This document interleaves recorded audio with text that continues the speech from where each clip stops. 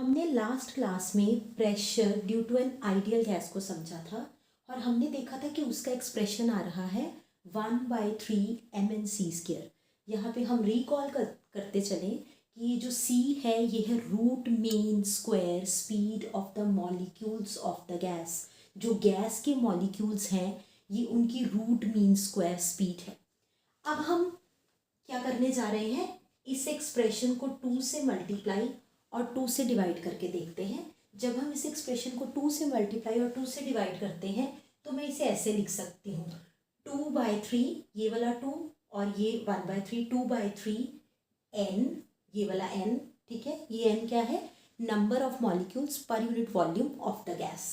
और मेरे पास बचा ये डिनोमिनेटर वाला 2 बचा, m बचा और c² बचा।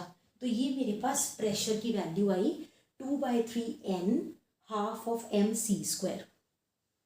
अब ये n अभी जैसे हमने बात की ये है number of molecules per unit volume. तो number of molecules per unit volume को हम ऐसे लिख सकते हैं n/v। कैपिटल N क्या है, total number of molecules of the gas. Capital N क्या है, total number of molecules of the gas. Capital V क्या है, total volume of the container. Small n क्या है, number of molecules per unit volume. और साथ में आ गया 1/2 mc²। अब ये वैल्यू बनी प्रेशर की। ये जो एक्सप्रेशन है ये है एवरेज ट्रांसलेशनल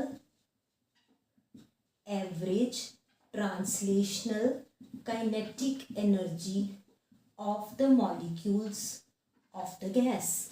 आप देखिए कि ये हाफ ऑफ mv² के साथ ये हम इसको कंपेयर कर पा रहे हैं।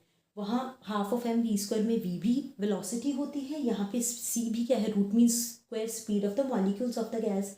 तो इसे हम कहते हैं average translational kinetic energy of the molecules of the gas.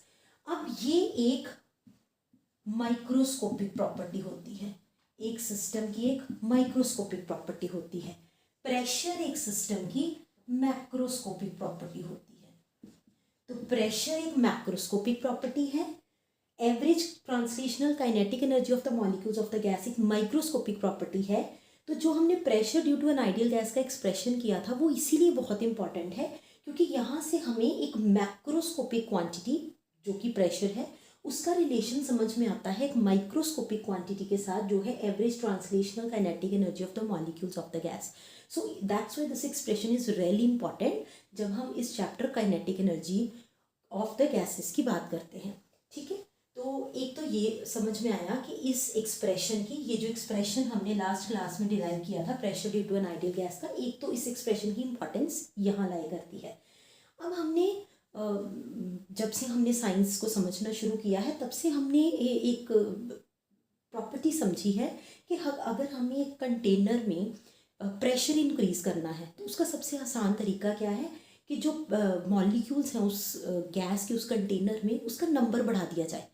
तो मतलब अगर मुझे प्रेशर बढ़ाना है तो मुझे number of molecules of the gas in that container वो बढ़ाना होगा।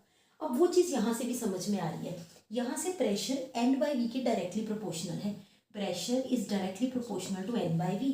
हमने अभी बात की थी कि कैपिटल N क्या है, total number of the molecules of the gas.